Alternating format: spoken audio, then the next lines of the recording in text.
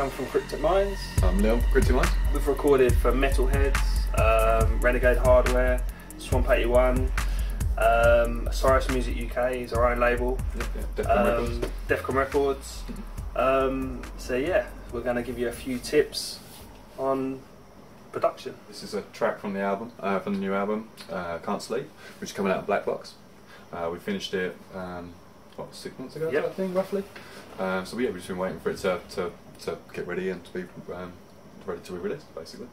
So what we're going to do is we're going to break the track down. We're going to have a look at just the individual tracks, a bit of EQing, how we put it together, where we started from. When we start an arrangement, we always put PSP Vintage Warmer on the master, and that just sort of deals with any sort of levels and keeps things under control a little bit. So that's sort of the first point of where we start. Yeah, and when we first started using it, we found it was just made the whole overall sound a bit tighter, give it a bit more sort of a bit more of a vintage sort of sound with regards to a bit more analogy. Yeah, definitely. We sort of fell in love with it, didn't we? As soon as we got it, we fell in love with it. It was like one of those. If we still use the same settings now as what we first ever used when we first got it. We don't drive the Vintage Warmer at all. We're really funny about that, and I feel that if you start to drive things, you start to get distortion on your overall mix. We want to keep things as clean as possible, get as much headroom as possible into the mixes, so that you've got that bit of breathing space. So yeah, we actually cut the drive on the Vintage Warmer. We don't compress too hard at all. It's more of a limiter, isn't it? Yeah, definitely. It's more of a final sort of touch, a bit of a polisher. We generally start our tunes with drums. Get something rolling first, and then sort of build on that. So yeah, we're just going to talk a little bit about what we've done in this tune regarding the drums.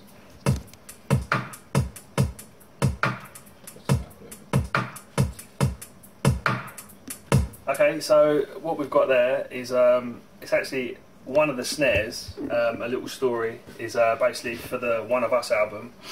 We went into the woods and we basically was hitting trees, different thicknesses of decaying wood to create snares. And basically that's one of the snares we've used. It was basically like a side stick. And because the wood was decaying, you get a different tone each time you hit it, and you hit it how hard you hit it. So this is actually the tree snare. That's, yeah, that was from a tree. That's a tree.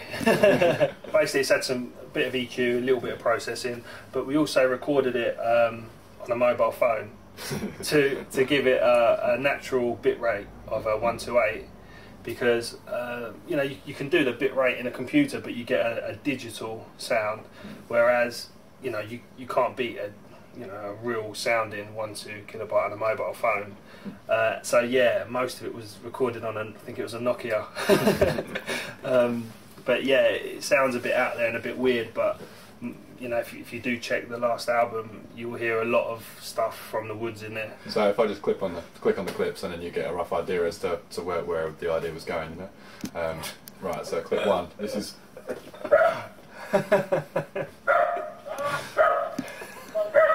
Alright, it's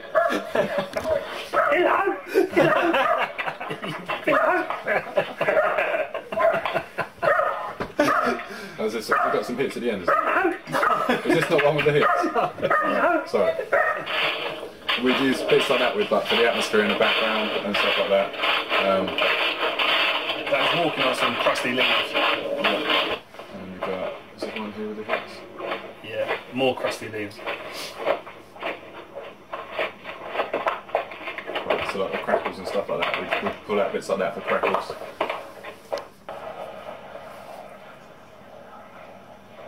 Oh, this was the aeroplane. Yeah, we use that in organic, I think. Basically what happened is an aeroplane was recording, and an aeroplane flew over, and basically because it was recorded at such a funny bit rate, when we put it in, we was actually using Nuendo at the time, and when we put it into Nuendo, it changed the bit rate, so it ended up pitching the sample up. So when we put it in the tune on the album, it was called Something to Nothing. It actually goes all the way through the tune, but it sounds almost like a chainsaw, because it had pitched it up because it's like the helicopter blades. So yeah, just wanted to be a little bit creative and a little bit different. Oh, that was actually the helicopter.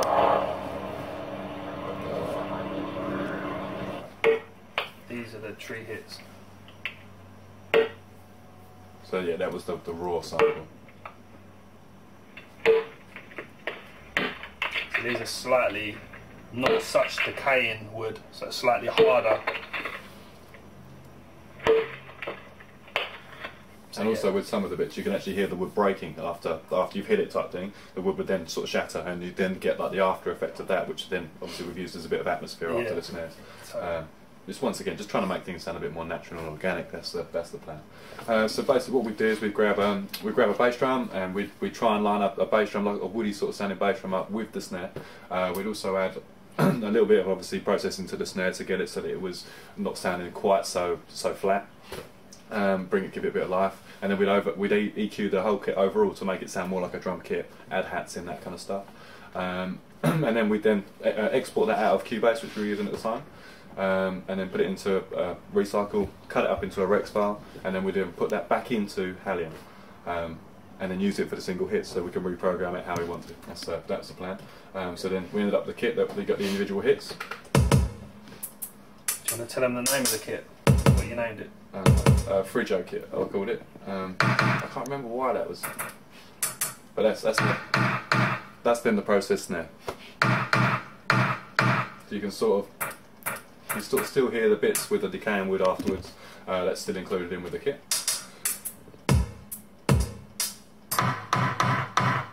There's another hit from the wood, so you got a slightly different. So you can compare the two hits. And that was it. That's the whole kit. A lot of the percussion that we use comes straight out of Ableton. So things like the claps. Like I'm really fond of the claps in Ableton because you can really pitch things about nicely. You can like take the decay off of stuff. You can cut things really short easily. And with Ableton, it's so quick just to edit a sound and just to edit the built-in sounds with it as well. To drop a bit of weight out of something, it's a 2-second job. It's an easy job. Yeah, it's a pleasure to work with, definitely. On the kick, we've just got a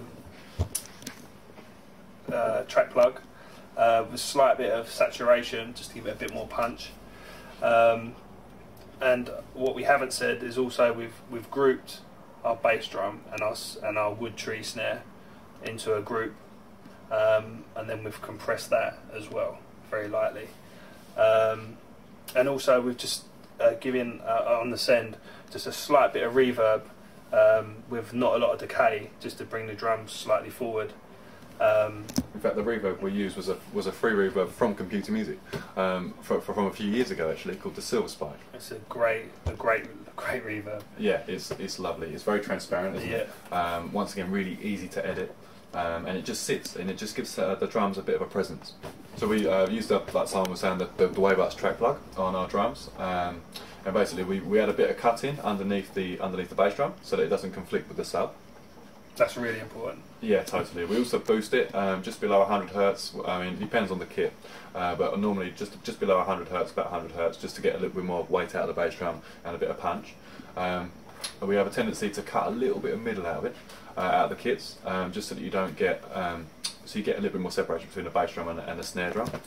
That's at 500 Hertz, just a sort of a little dip, basically. A little cue, yeah. Just at 500 Hertz. Yeah, nothing too serious, and we don't want to kill the sound, but just to get a little bit of cut out of it.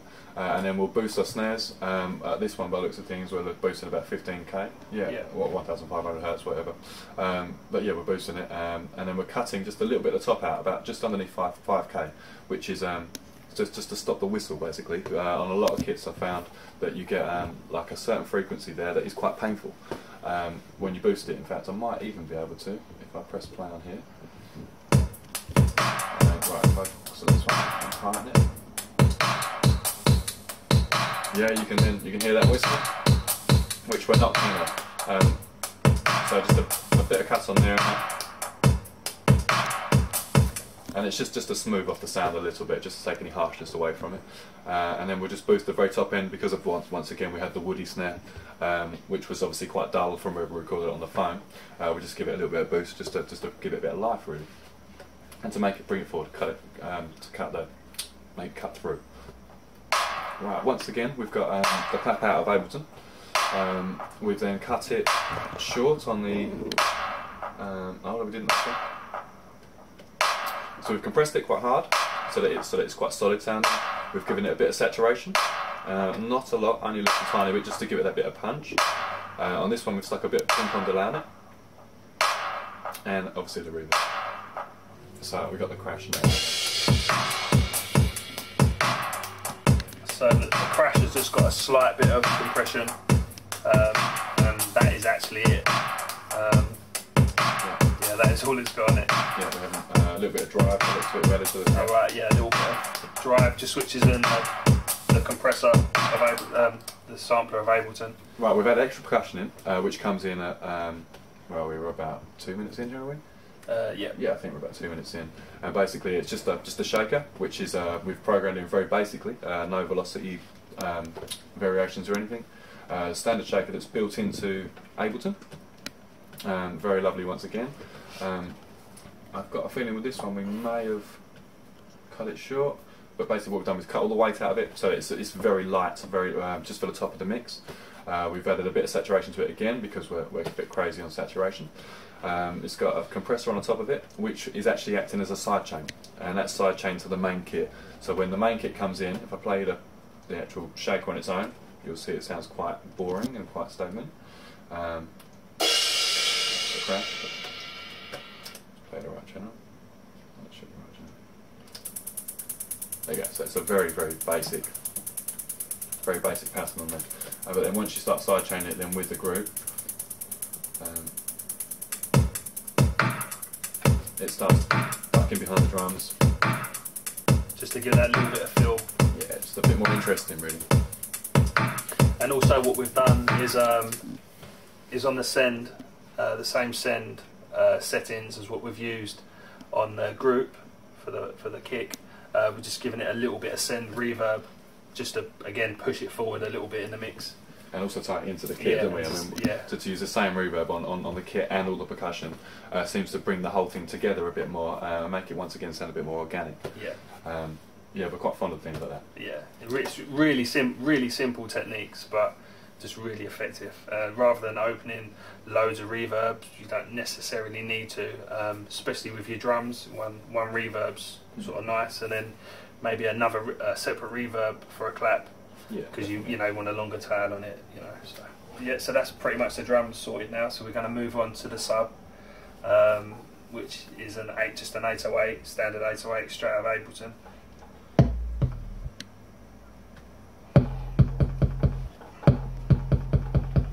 So basically, all we've done here is just again more saturation, which is on sort of 10.3 dB. And basically just a standard EQ out of Ableton, and we've just boosted it, about 80 Hertz, sort of nice and round. We've also used PSP Vintage Warmer, which is the mix presser, and we've just edited the settings on there, so it's punching at the right kind of frequency, which is 808 is about 60, 70 Hertz, to give it a nice punch. And then we've just monoed it, and that is literally all we've done with it. It's nice and simple, nothing overcomplicated, and that is it. So that's basically our drums and our 808 bass sorted. So now we're going to move on just to a few noises. Yeah. What we have got in here is some crackles.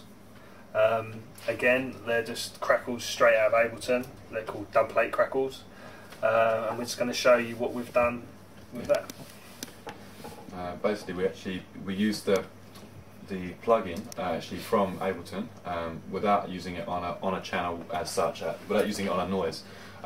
You've got a dub plate crackle plugin, which is wicked. That's actually Simon's favourite. I use it in everything. And we've basically automated it so that it's coming on and turning off the crackle volume. So if I give you a quick play, if I get to a bit where there's a few bits happening, like here maybe.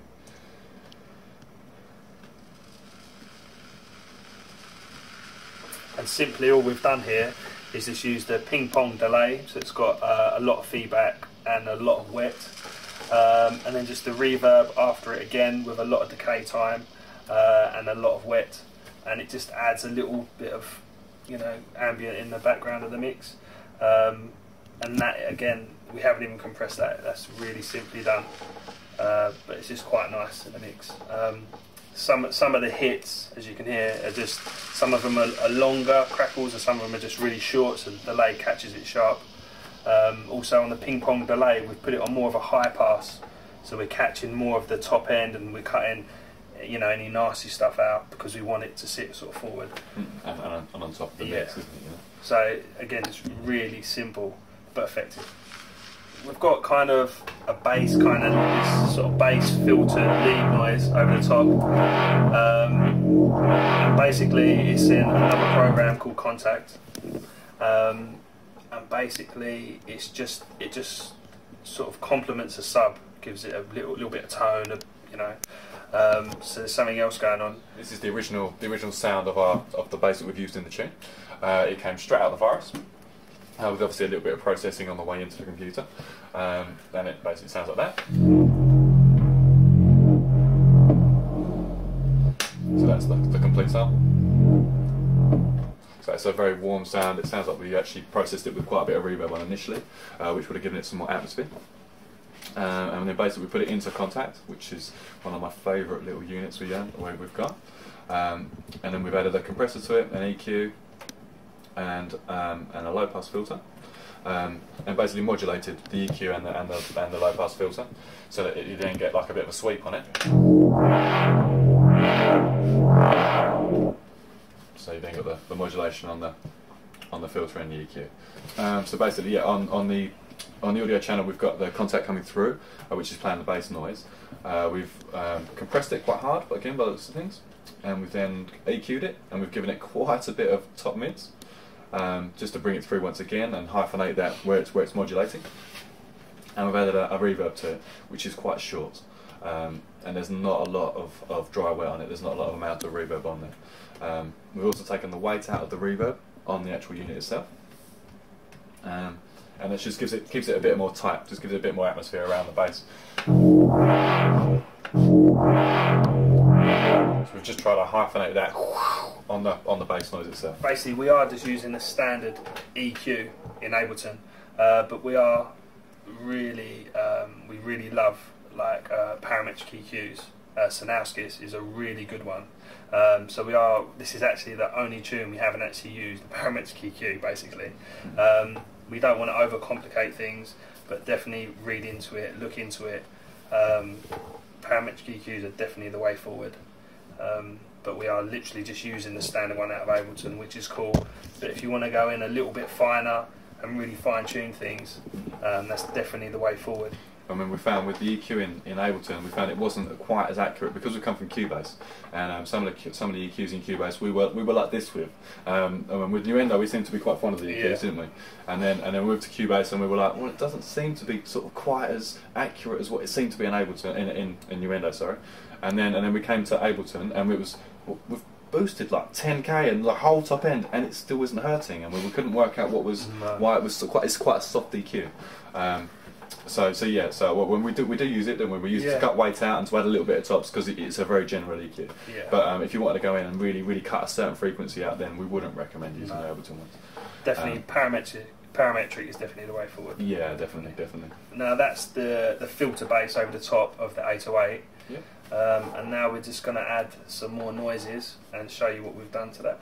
Right, so basically what we've done is we've added another for another channel, and just for like almost a bit of an answery sort of style bass or noise, we've added the same bass in as what we had earlier on, the Frigio bass as we call it, and we've basically added a high pass filter to it, a phaser to it. We've compressed it again. We've got a bit of EQ on there as well, and we've just basically got it. It sits a bit further in the background. Right, so yeah, so in Ableton we've added a compressor. We've compressed it quite hard again. We're keen on compressing these quite hard. We're adding an EQ, cut the weight out of it. Once again, it's the Ableton EQ because we just generally wanted to cut just the bottom end out of it. We've added a bit of top mids in there, and a reverb. The reverb, we've got about just under 5 seconds of reverb, and we've added loads and loads of send on it the amount, so that it's really swimming in reverb. Not a lot of the original sound you're going to hear. So to get a bit of melody in there for the tune, something that was memorable, we got like a sample of a horn or a blown instrument. I'm not sure if it's a horn or not actually. Which basically the original sound is. I'll turn the effects off it quickly. It's like that. Basically. Very Eastern sounding, very natural sounding again. We've cut the weight out of it by the looks of things as well. We've got it in contact. We put a high pass on it, we've compressed it in contact. That's as far as that's gone in there. And then basically we've added a ping pong delay to it in Ableton, which is on a high pass, and a reverb, both of which have got a lot of decay on them. And we've also then compressed after the effects so that we can bring out the effects, so that the tails on the reverbs and the delays will actually properly sort of ring out. So you end up with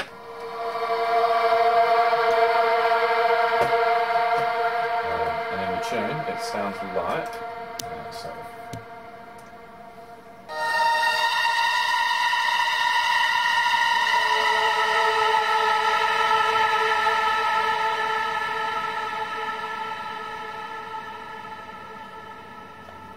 So what we've done here is we've used the analog instrument, and we've used the pad plug preset, which we've then edited. We've put effects on that. This is just to add a bit of melody into the intro again. This sort of complements the horn. If I give it to you very clean without any effects on it at all, it will sound very basic.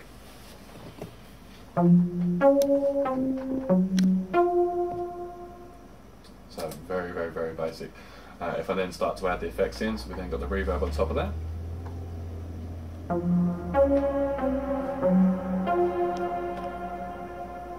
We've then on top of that added the compressor to bring the reverb alive, as you just heard when it pops. And we've then added an EQ on top of that to take the weight out of it. To once again just sit it forward in the mix a bit further. So here's the finished sound.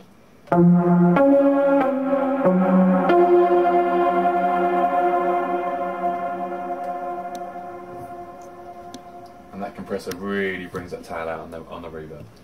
The last thing we used is just the Sonar sample. Again, a little bit of compression, actually quite a lot of compression, quite a high pass ping pong delay before the reverb. You know, if you put it on before or after, it treats it differently, treats the reverb differently. Quite a lot of feedback, quite a lot of wet dry, and a slight EQ at 500 Hertz afterwards. So obviously it's a little bit ringy. So we just pulled it out, really simple. Just adds a nice ambience across the mix. Now, one thing to also note, I reckon, as well, is that on the compressor here, when that played, it peaked out, which we're not particularly worried about with Ableton. I know a lot of people say with the digital thing you have to be careful of distortion when it peaks and this kind of stuff. And when you're recording in, then I would definitely say to watch your levels.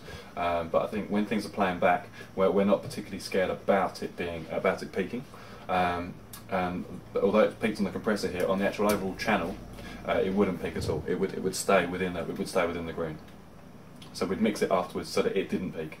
But to create the sound and to get the little pops and stuff on the sound, we got that. We got the peak basically did that. The digital distortion did that. Some sounds it works on lovely. Some sounds it sounds awful with. So it's all trial and error. So now we've exported the tune in Ableton. We just do a little bit of post production in Wavelab. So basically I'm just going to run through a few little bits what we do just to give it that final polish before it goes to master or to CD or to vinyl. Again, really basic, really simple, but it just gives your mix a real professional, clean polish. Okay, so what we've got here is Synalysis EQ. It's a parametric. It's a really nice parametric EQ.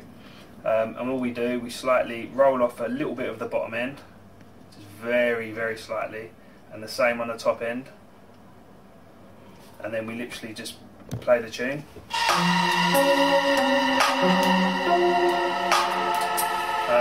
And then we just add any frequencies or take away any frequencies which we feel we need to do. So we're just going to skip it into the track now.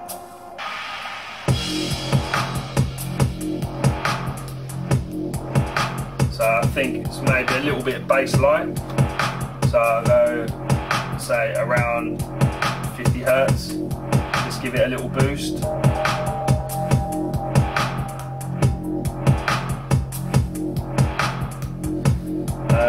feel it needs a bit more top end.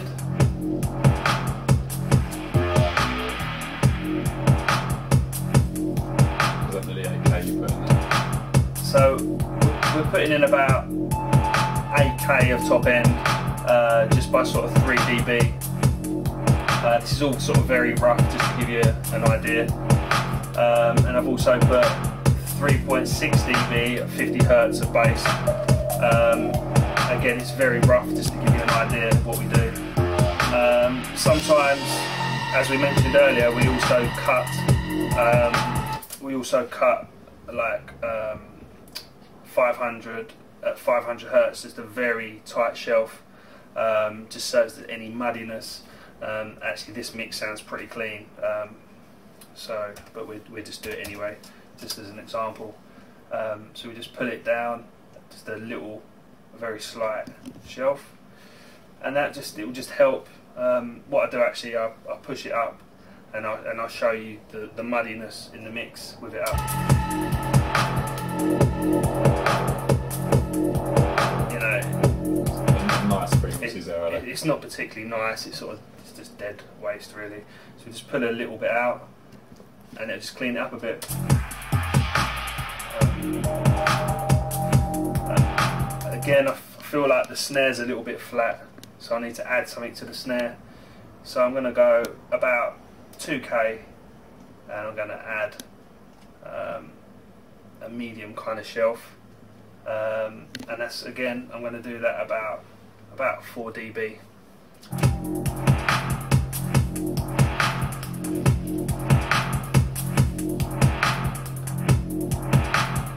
So if I take that off, just very slightly, just gives it a nice, like a bit of a polish and a presence. yeah, a professional kind of mix. So then what we do from here is we now bring up the multi-limiter, which is also part of that pack. This, you can get it louder. I wouldn't recommend really crunching your tune.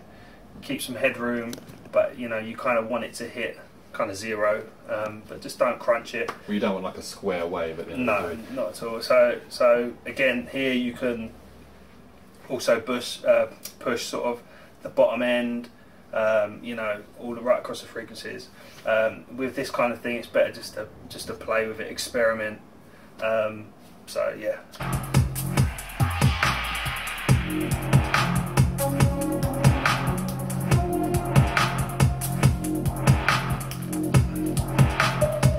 So I'm just going to add a little bit more bass on the multiband, 50 Hertz, and I'm just going to add, I don't know, 2 dB, just very, very slight, but it sort of all helps.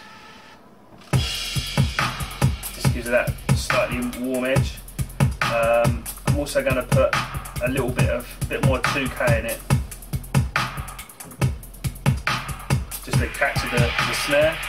I'm going to put just sort of 3 dB there for 2K, and actually a little bit of top as well at 8K. Again by 3 dB. And the joy with it being the multiband as well is that each time you adjust one of the bands, it's not then affecting the other bands, because normally if you had like a normal compressor which was single banded, then you boost the bass, but that would damage the tops. It wouldn't preserve the top end on it. So with the multiband, it enables you to boost this frequency here at the bottom end, and then you can also boost the top end to sort of balance it out, but it doesn't really affect the overall, does it? Yeah, totally. That's why we prefer the multibands, isn't it, rather than the single band compressors, for the whole mix, And what we would do, we'd EQ it, and then we would save the file as, like, for example, no more no less _EQ. So we've got the original file, the EQ file, and then we would then do the limit file.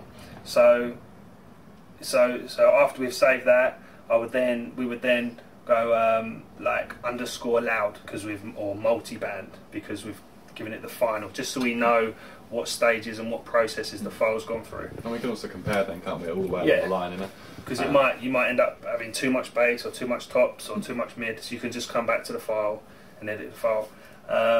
So yeah, that's a really good way just to give you a mix, a professional kind of mix. We've been Kryptic Minds. Thanks for watching. Our album Can't Sleep is out already, so be sure to check that out in the shops. Definitely. Thanks for listening. Thanks for having us.